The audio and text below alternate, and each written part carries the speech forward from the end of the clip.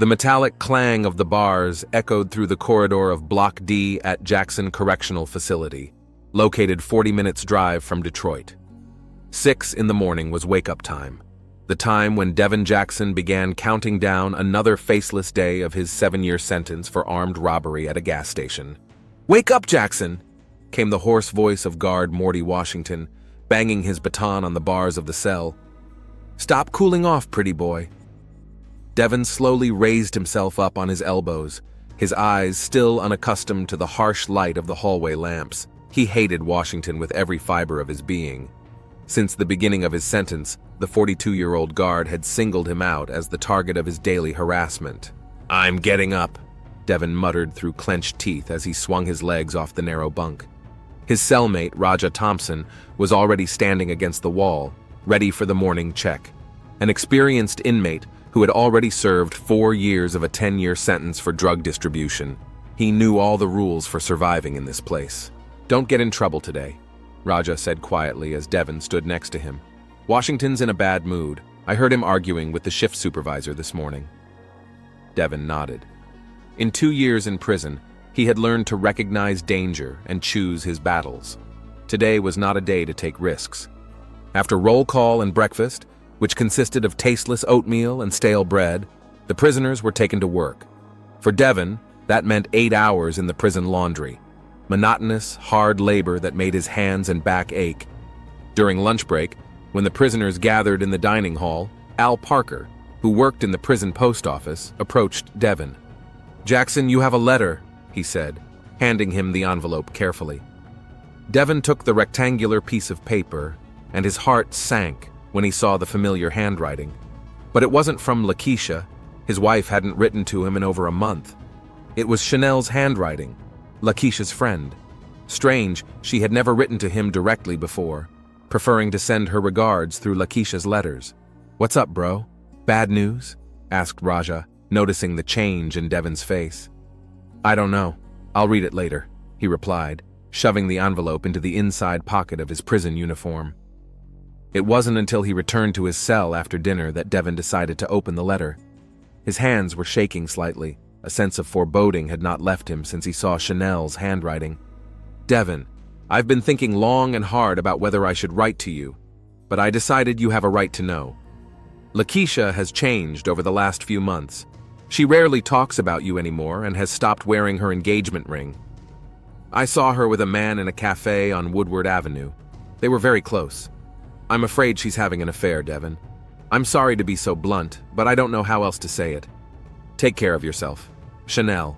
The blood pounded in Devin's temples. The room swam before his eyes and he sank heavily onto the cot. Lakeisha. His Lakeisha. 2 years ago, she swore she would wait for him, promised to write every week. The first year, she did. Letters arrived regularly, full of love and plans for the future. But in the last 6 months, something had changed. The letters became shorter, came less often, and in the last month there was silence. "Hey, are you okay?" asked Raja, noticing his cellmate's state. Devin didn't answer. The letter burned his hands. He folded it and hid it under his mattress. But Chanel's words were already imprinted in his mind. With some man. Who was he? How long had this been going on? Why hadn't Lakeisha told him directly? The night passed without sleep. Devin lay staring at the ceiling, mentally replaying his wife's latest letters, looking for hints of her infidelity. How could he not have noticed? Were there signs? Of course there were. Her aloofness, her excuses for not coming to visit, her vague phrases instead of specific news about her life. The next morning, Devin looked haggard and sick. Even Morty Washington noticed the change. "What's up, Jackson? Poisoned by prison grub?" The guard sneered as Devin came out of his cell for the morning check. "None of your business," Devin snapped, immediately regretting his reaction. "Did you say something, inmate?" Washington's eyes narrowed. He took a step forward, clenching his baton. "No, sir," Devin squeezed out, swallowing his pride. Now was not the time for conflict with the guards. "I thought so," Washington nodded. "Otherwise, I might send you to solitary for preventive measures. You know how I like preventive measures." After breakfast, Devin decided to take action. He needed to talk to Lakeisha, to see her face when he asked her about what Chanel had written. During the break, he headed to the administrative block where Tyrone Banks, the head of his prison block, worked. "I need to talk to Mr. Banks," he told the guard at the entrance. "What's it about?" the guard asked lazily. "Personal. It's about a visit with my wife." The guard nodded reluctantly and called Banks on the intercom. A few minutes later, a tall, dark-skinned man with a noticeable gray in his closely cropped beard came out into the reception area. "Jackson, what do you want?" Banks asked. His voice was stern but without the hostility characteristic of many guards. "I need to see my wife, sir. Arrange a visit." Banks looked closely at the prisoner. "The last visit was 3 months ago. You know the rules. No more than once a month. Why didn't you request it earlier?" Devon swallowed. She couldn't come. "But now it's very important, sir. Family circumstances." Banks tapped his fingers thoughtfully on the table. "What circumstances?" "It's personal, sir. Please." Devon never thought he would beg the prison authorities, but now he didn't care. The warder studied the prisoner's face for a moment, then sighed. "You've been on good behavior, Jackson. No violations in the last year. I can arrange a visit for this Saturday if your wife can come." "Thank you, sir." Devon breathed. "She'll come, I'm sure." "I hope so." Banks nodded. "Now get back to work." As he left the administration building, Devon felt his heart pounding in his chest. He had been granted permission for a visit, but what would he say to Lucky? How could he ask her about the thing he feared most in the world? That same day, he sent a short letter to his wife, asking her to come for a visit on Saturday.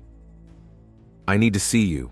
It's very important," he wrote, trying not to reveal his suspicions. The next 3 days were torture for Devon. He couldn't concentrate on his work, barely ate, and hardly slept. Images of Lakeisha with another man kept running through his head, alternating with memories of their last meeting, when she had seemed so distant and hurried. "You're like a zombie," Raja remarked on Thursday evening. "What's going on with you, brother?" Devon shook his head. "My wife. I think she's got someone else." Raja nodded understandingly. "Mine didn't wait either. 2 years after I went away, she filed for divorce. Now she's with some middle manager who takes her out to restaurants and showers her with gifts." "And you're just saying that?" Devon asked, surprised. "What can I do?" Raja shrugged. "That's life, brother. Prison destroys families. You think it's easy to wait years for your man to get out of the slammer?" Devon knew Raja was right, but he couldn't accept that logic. He and Lakeisha had been together since they were 16. She had sworn to love him forever, through good times and bad. They had dreamed of children and a home of their own. How could she betray all that? On Friday evening, the night before the visit, Devon learned that Lakeisha had confirmed her visit. She would arrive tomorrow, and they would finally talk face to face. That night, he dreamed of Lakeisha. She was standing at the door of their old apartment in Detroit, smiling and reaching out to him. But when he got closer, her face changed, becoming cold and unfamiliar. "I can't wait any longer," she said in the dream, and Devon woke up in a cold sweat. Saturday morning was gray and rainy. The meeting was scheduled for 11 o'clock. Devon took a shower, shaved carefully, and put on the cleanest prison shirt he had. His hands trembled as he buttoned his shirt. "Good luck, brother," said Raja, watching his neighbor get ready. "Whatever happens, keep it together. Remember where you are." Devon nodded, but inside him a fire was already burning, a mixture of fear, jealousy, and anger. He had to know the truth, no matter how bitter it was. 10 minutes before the appointed time, the guard opened the cell door. "Jackson, get out! You have a visitor." Devon took a deep breath, trying to calm his racing heart, and stepped out of the cell. Morty Washington was standing in the hallway, ready to escort him to the visiting room. "What's up, Jackson? Did the wife deign to pay you a visit?" The guard smirked. "I bet she missed you." Devon said nothing, clenching his fists. Now was not the time to respond to Washington's provocations. All his thoughts were on his upcoming meeting with Lakeisha and what he would learn from that conversation. They walked down a long corridor, passed several checkpoints, and finally reached the visiting area. There, Washington handed him over to another guard, who escorted Devon into a small room with a plastic table and 2 chairs. In the corner of the room, Devon noticed a surveillance camera, a silent witness to all meetings between prisoners and the outside world. "Wait here," said the guard. "Your wife has arrived and will be brought in shortly." Devin sat down at the table, feeling his pulse quicken. A minute later, the door opened and Lakeisha entered the room. The visiting room at Jackson Correctional Prison was a small room no more than 12 square meters in size. The gray walls, painted in government paint, were devoid of any decorative elements except for a small poster with rules of conduct for visitors. In the center of the room stood a light beige plastic table bolted to the floor, worn shiny by years of use, and 2 matching plastic chairs. The only small window with reinforced glass was high up near the ceiling and let in a little daylight, which was supplemented by harsh fluorescent lighting from above. In the upper left corner of the room was a surveillance camera enclosed in a transparent protective sphere, its red indicator light glowing continuously, signaling that it was recording. Another camera was installed in the opposite corner, providing a complete view of the room with no blind spots. Next to the door was an alarm button to call security in case of an emergency. A thick metal door with a small window through which the guard could observe what was happening inside was the only entrance and exit from the room. Devin sat at the table, nervously tapping his fingers on the plastic surface. Despite the coolness of the room, his forehead was covered with sweat. The door opened and Lakeisha entered the room. She looked different from when they had last met 3 months ago. Her hair, which had been braided into long pigtails, was now cut short and straightened. She was wearing a light blue dress that Devin had never seen before and new earrings. She seemed both familiar and strange at the same time. "Hi, Devin," Lakeisha said, sitting down across from him. Her voice sounded tense with a hint of uncertainty. "Hi," Devin replied, studying his wife's face closely. "It's been a while. Yes, I'm sorry, I've been busy at work. You look tired." Devin ignored her comment. "I got a letter from Chanel," he said, getting straight to the point and watching Lakeisha's reaction. She visibly tensed, her fingers clenching into fists. "What did she write?" Lakeisha asked, looking past him. "I think you know." Devin leaned forward. "She saw you with a man at the cafe on Woodward Avenue. You're not wearing your engagement ring anymore." Lakeisha lowered her eyes, her breathing quickened. A heavy silence hung in the air, broken only by the hum of the lamps above their heads. "I was going to tell you," she finally said. "I didn't know how, but I was going to." "Tell me what?" Devin felt something cold tighten in his chest.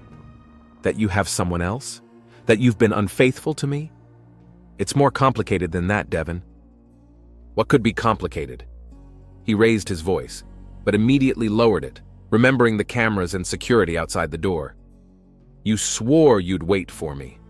We had plans for the future. And now you're seeing someone else?" Lakeisha sighed and looked him straight in the eyes. "I'm pregnant, Devin." It was like being punched in the gut.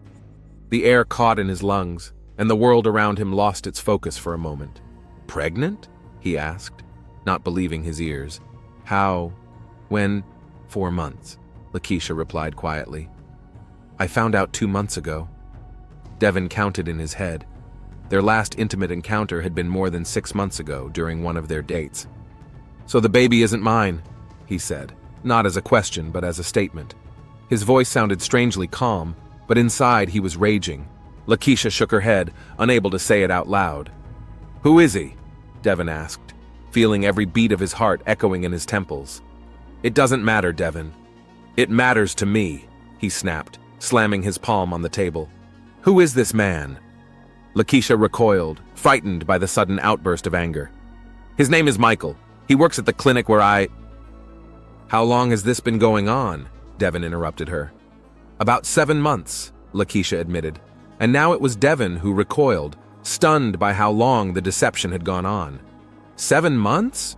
You've been cheating on me for 7 months, and all this time you've been writing letters about how much you miss me and how you can't wait to see me. I didn't know how to tell you." Lakeisha's voice trembled. "I was trying to find the right words, the right moment. How about the right moment to remain faithful to your husband?" Devin smiled bitterly. "Or was that too difficult for you?" "Devin, you have to understand I was alone. You've been in prison for 2 years with 5 more to go. I can't just stop my life. So now it's my fault? Devin felt anger rising in his throat. I'm here because I was trying to provide for us. I robbed that damn gas station to pay for your treatment. I know, Lakeisha whispered, and I was grateful. But then everything changed. I changed. What about our vows, our plans for the future? All the talk about the children we wanted? Lakeisha was silent, her head bowed. Devin saw a tear roll down her cheek. We're having a baby, she finally said. Just not the way we planned. Not we, Devin snapped. You and that Michael. Lakeisha realized there was no point in lying anymore. Devin, I came here to tell you I'm filing for divorce. The child needs to know his real father. Devin felt something inside him break completely. The room swam before his eyes, and his ears rang with the sound of blood. Real father? He asked hoarsely. And who is this real father? He's a good man, Devin. He cares about me. He'll take care of the child. Is he white? Devin asked suddenly, remembering a phrase from Chanel's letter about some man in a cafe. Something in Lucky's friend's wording made him ask the question. Lucky froze, her eyes widening. The silence lasted for several seconds, and that was enough for Devin to understand the truth. So that's what this is about, he said with a bitter smile. You found yourself a white guy. Decided to get out of the ghetto that way? That's not it, Lakeisha exclaimed. What does the color of his skin matter? He was just there when I was feeling bad. And where was I? Devin's voice grew louder. I was here trying to save you. And while I'm rotting in this hole, you're spreading your legs for some white doctor? He's not a doctor, Lakeisha corrected automatically. He's a clinic administrator. I don't care who he is, Devin shouted, jumping up from his chair. You betrayed everything we had. You betrayed me. You betrayed our people. Devin, calm down, Lakeisha said, looking anxiously at the surveillance camera. You'll attract the guards. I don't care. He was no longer in control of his voice. Tell me the truth. Do you love him? Did you fall in love with a white guy while your husband was in prison? Lakeisha stood up, trying to calm him down.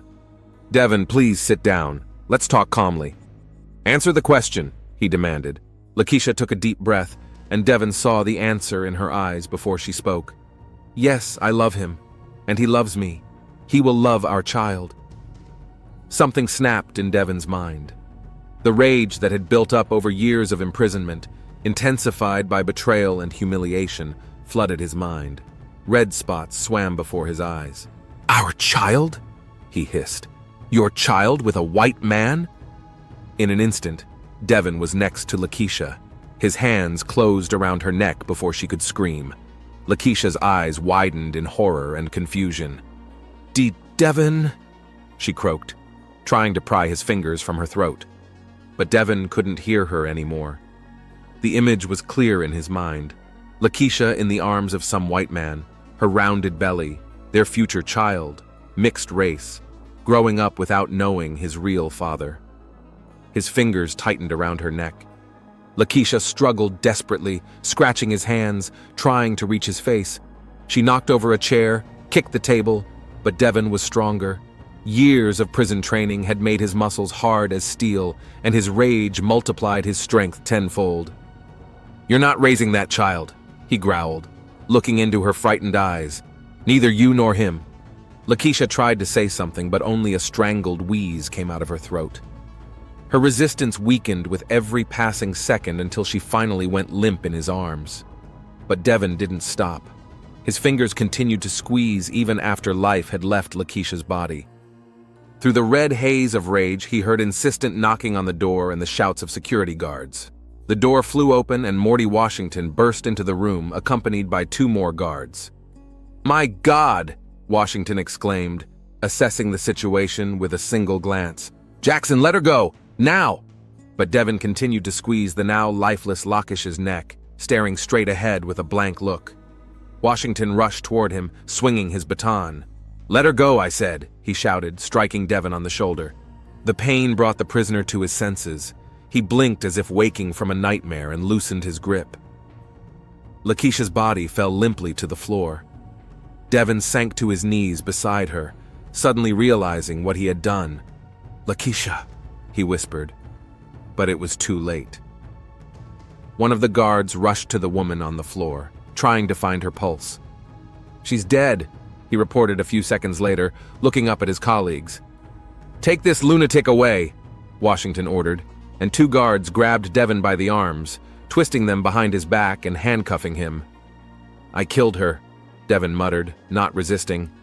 "I killed Lakeisha." "Yes, and now you'll rot in solitary," Washington said, pushing him toward the door. "Call the medics and the warden," he shouted to the guard who remained in the room, "and call the police." Devin was led down the corridor, past other visiting rooms where inmates were meeting with their families, unaware of the tragedy that had unfolded nearby. Some turned their heads, attracted by the noise and the sight of a prisoner in handcuffs accompanied by two guards. "What's going on?"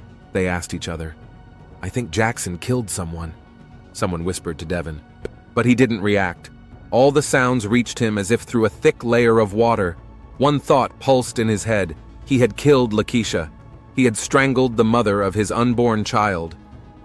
"Tyrone is on his way," one of the guards reported, receiving a message on his radio.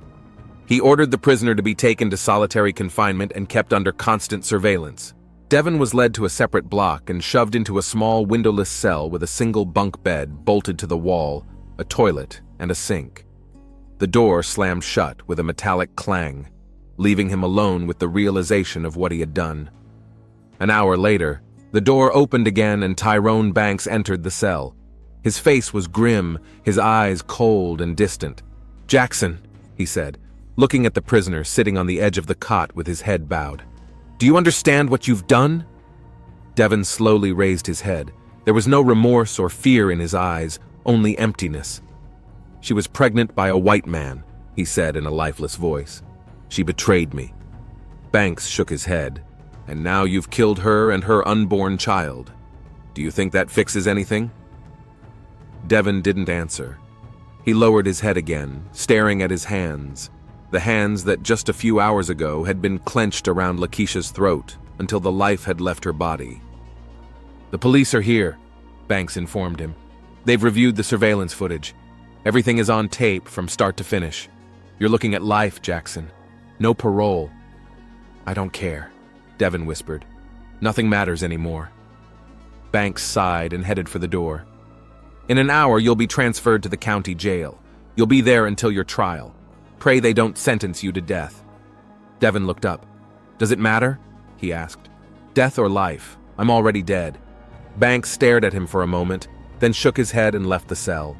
The door slammed shut again, and Devin was left alone with the silence and memories of the woman he had loved and killed in a fit of insane rage. He heard footsteps and voices outside the door. Guards and police officers were preparing to transport the prisoner, but Devin paid no attention to them. Before his eyes stood the face of Lakeisha, just as he remembered her before all this, smiling, with love in her eyes, promising to wait for him no matter what. "I'm sorry," he whispered into the emptiness of the cell, knowing there would be no forgiveness. A tense silence reigned in the administrative wing of Jackson Correctional Prison. Prison Warden William Hammond, a large, graying man in a strict blue suit, stared intently at the monitor screen. Tyrone Banks stood behind him, his arms crossed over his chest. Two investigators from the Detroit Police Department sat nearby, carefully recording every detail of what was happening on the screen. The video recorded by the surveillance cameras showed a tragic scene unfolding in the visiting room. Everyone saw Devin Jackson jump up from his seat, rush toward his wife, and wrap his arms around her neck. They saw Lakeisha struggle, her movements gradually weakening, and finally, she went limp in her killer's arms. "Stop the recording," Hammond said when the guards appeared on the screen. "How much time elapsed between the start of the attack and the arrival of security?" One of the investigators checked the timestamps. 1 minute and 47 seconds, he replied. "Almost 2 minutes. Hammond shook his head. "Why did it take so long?" Tyrone Banks cleared his throat. "The guard who was supposed to be watching the monitors went to the bathroom. Washington only noticed something was wrong when he was passing by the visiting room and heard a noise. "And where was this Washington when the attack began?" asked one of the investigators, a full-figured African-American man in his 50s. "In the hallway, making his rounds," Banks replied. "He was supposed to check the visiting rooms regularly." The investigator raised an eyebrow. "And how irregularly was that?" Banks hesitated before answering. "Every 5 minutes, according to protocol." "I want to talk to that guard," said the investigator, closing his notebook. "What's his full name?" "Mortimer Washington," replied Banks. "He's waiting in the break room." The investigator nodded to his partner, and they left, leaving Hammond and Banks alone with the recording of the tragedy. "This is monstrous," Hammond said, rewinding the recording to the beginning. "Monstrous and unforgivable." "Yes, sir," Banks agreed. "And it happened in my prison," the warden continued, shaking his head. "A woman came to visit her husband and was murdered. A pregnant woman, Tyrone. Jackson didn't know she was pregnant before the visit," Banks pointed out. "It came as a shock to him, especially when he found out that another man was the father." "That's no excuse," Hammond snapped. "And it doesn't change the fact that our security system failed. Now we've got a murder on our hands, an investigation, the press digging around, and a district attorney out for blood." He didn't finish, waving his hand toward the door. "Go help the investigators. I want us to cooperate fully. No secrets, no attempts to cover your ass. Understood?" "Yes, sir." Banks nodded and left the office. In the staff lounge, Morty Washington sat at a table, tapping his fingers nervously on the plastic surface. When Banks entered, accompanied by the investigators, he jumped to his feet. "Sit down, Mr. Washington," said the senior investigator, who introduced himself as Detective Harris. "I want you to tell us in detail everything that happened today, from the very beginning." Washington sank into a chair and took a deep breath. "I took inmate Jackson to a visit with his wife at about 10:50 this morning," he began. "Everything went according to standard procedure. I took him to the visiting room, checked the room, made sure everything was in order, and closed the door. Then I reported to Thompson, the guard on monitoring duty, that the visit had begun and that he should keep an eye on room number 5. "And then what happened?" Harris asked. "I started my standard rounds. I checked the other visiting rooms, then headed to Block D to escort another inmate." "Who exactly?" interrupted the second investigator. "LeBron Carter," Washington replied. "I had just returned with him to the visiting area when I heard a noise coming from room number 5. I looked through the window and saw—" He paused. "I saw Jackson strangling his wife." "What did you do?" "I immediately called for backup on the radio and tried to open the door. But I had trouble with the keys. They were stuck in the lock. It took me maybe 10 seconds to get that damn door open." 10 seconds can be crucial when someone's being strangled," Harris remarked. Washington lowered his head. "I know. When we finally broke in, me and 2 other guards who had responded to my call, Jackson was still strangling her, although she wasn't fighting back. I hit him on the shoulder with my baton to get him to let go of the woman, and only then did he seem to come to his senses. But it was too late." "Where was Thompson? Why didn't he notice the attack on the monitors?" Washington shrugged. "He went to the bathroom. He said he had an upset stomach." The investigators exchanged glances. "So, at a critical moment, no one was watching the monitors, and you didn't do your required 5-minute rounds of the visiting rooms," Harris summed up. "That's a serious breach of security protocol, Mr. Washington." "I know," the guard said quietly. "Believe me, I know." Tyrone Banks, who had been listening to the conversation, suppressed a sigh. The situation was getting worse. Not only was this a human tragedy, but it was also a serious failure of the prison security system for which someone would have to answer. While the investigators continued to question Washington, Banks went out into the corridor where his secretary was waiting for him. "Sir, there's a woman in the lobby who claims to have been a friend of the deceased. She's demanding to speak to someone in charge." "What's her name?" Banks asked. "Chanel Robinson." Banks remembered the name from the letter Devon had received before requesting the visit. Chanel was the friend who had told him about his wife's affair. "I'll talk to her," he decided. "Show her into my office." A few minutes later, a tall, slender woman with long braids styled into an elaborate hairdo entered the office. Her eyes were red from crying, and her hands nervously fiddled with the strap of her purse. "Miss Robinson?" Banks stood up to greet the visitor. "I'm Tyrone Banks, head of Block D, where Devin Jackson was being held." "Where is he?" Chanel asked immediately. "Where is that?" She stopped, unable to find a word strong enough. "Mr. Jackson has been transferred to the county jail," Banks replied. "He will await trial there." "Trial?" she asked with a bitter smile. "What trial? It was caught on camera. He killed her. He killed my best friend." "Everyone has the right to a fair trial, Miss Robinson," Banks replied calmly. "But yes, the evidence is irrefutable. I'd like to talk to you about Lucky and Devin, if you don't mind." Chanel sank into a chair, wiping away her tears. "What is there to talk about? He killed her. He killed her when he found out about the baby." "Did you know she was pregnant?" Banks asked. "Of course I did." Chanel nodded. "I was with her when she took the test. She was so scared and happy at the same time." "Tell me about them," Banks asked. "About what their relationship was like before Devin went to prison." Chanel took a deep breath, gathering her thoughts. They'd been together since high school. Lakeisha fell in love with him when she was 16 and he was 18. He was a cool guy, the kind girls like. He played basketball for the school team and was popular. After school, they moved in together and got married when Lakeisha turned 20. "How was their marriage?" "It varied," Chanel shrugged. "Devin is very jealous. He always has been. He controlled every move Lakeisha made, checked her phone, and made a scene if she was late coming home from work. He even beat up a guy once who he thought was flirting with her at a bar." Banks frowned. "Did he ever physically abuse Lakeisha?" Chanel hesitated before answering. "Not like he beat her regularly, but there were a few times. Especially when he was drunk or on drugs. Lakeisha always forgave him, saying he didn't mean it, that he had a hard life." "But you didn't think so?" "I thought she deserved better," Chanel said firmly. "Devin's not a bad person, but he's quick-tempered, unrestrained. When he went to prison, I secretly hoped that Lakeisha would find the strength to start a new life. And she did," Banks remarked. "Yes," Chanel nodded. "Michael is completely different. Calm, confident, caring. He loved Lakeisha for who she is without trying to change her or control her. And he's white," Banks added, remembering Devin's words. "Yes," confirmed Chanel. "But what does that matter? They loved each other. He was happy when he found out about the baby. They had already started planning their life together."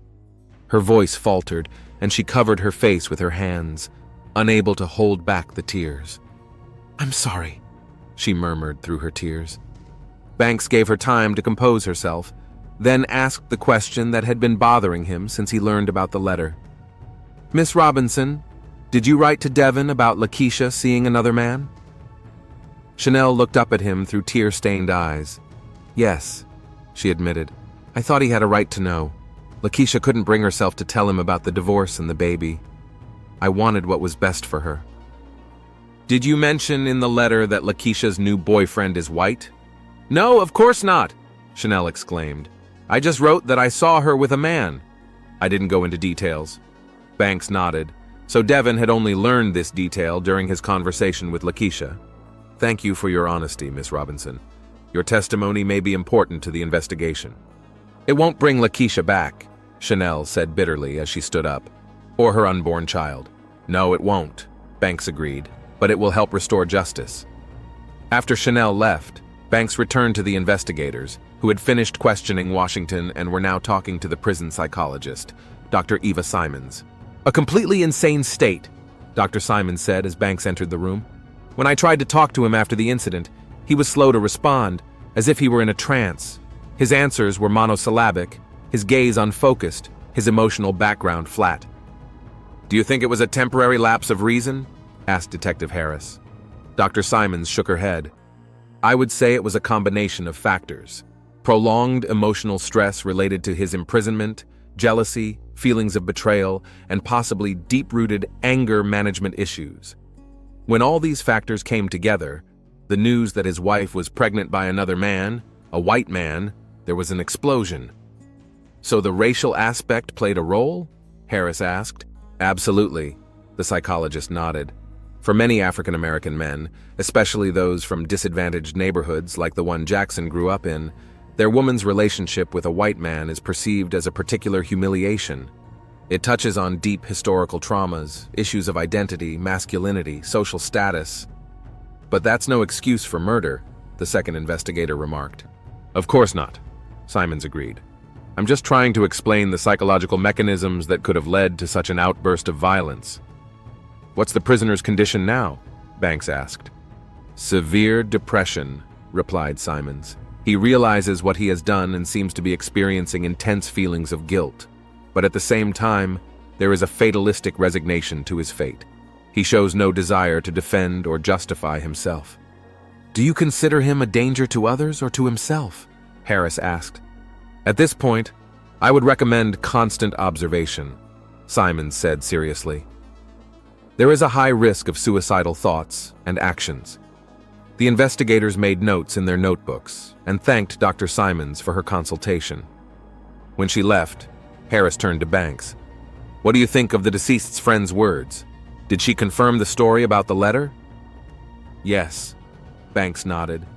She did write to Jackson about his wife seeing another man, but according to her, she didn't mention the man's race. So Jackson only found out about it on the date, Harris said thoughtfully. That could have been the last straw. Considering his history of jealousy and outbursts, as described by Miss Robinson, I'd say it was a ticking time bomb, Banks agreed. Well, the case seems pretty clear, Harris concluded, closing his notebook. We'll recommend that the prosecutor charge him with first-degree murder. Given Jackson's prior convictions and the particular brutality of the crime, I think the prosecutor will seek the maximum penalty. Life without parole? Banks asked. At least, Harris nodded. And this state still has the death penalty. 2 weeks after the tragedy, Devin Jackson appeared in court. The trial was brief. The video recording of the murder left no room for doubt. Devin's court-appointed lawyer tried to build a defense based on temporary insanity, but without much enthusiasm. Devin himself looked detached and indifferent, answering the judge's questions in a monotone voice. When the judge asked if he pleaded guilty, Devin looked straight at him and said firmly, "Yes, Your Honor, I killed her." The sentence was handed down 2 days later. Life imprisonment without the possibility of parole. The prosecutor did not seek the death penalty, given the defendant's candid confession and obvious remorse. A month after the sentencing, Devin Jackson was transferred to the maximum security Marquette prison in northern Michigan. This harsh facility, located far from major cities, was home to the state's most dangerous criminals. Tyrone Banks received a letter from Devin 3 months after his transfer. The short note contained only a few lines. Mr. Banks, I often think about that day and what I did. Thoughts of it keep me awake at night. I wish I could turn back time, but I know that's impossible. I deserve my punishment. Please, if you can, convey my apologies to the Lukishi family and my friend Michael. I hope that one day I will find a way to atone for my guilt, although I know that I will never be forgiven. Devin Jackson. Banks folded the letter and put it in his desk drawer. He didn't know if he would pass on the apology to Lucky's family. It was unlikely to bring them any comfort. Some wounds never heal, some crimes can never be atoned for. But perhaps one day, when the initial pain has subsided, these words will mean something to those who lost a loved one because of a moment of uncontrolled rage. Meanwhile, Devin Jackson spent his days in a cell at Markwell Prison, alone and forgotten, paying for a moment of rage that had destroyed not only his life, but the lives of many others.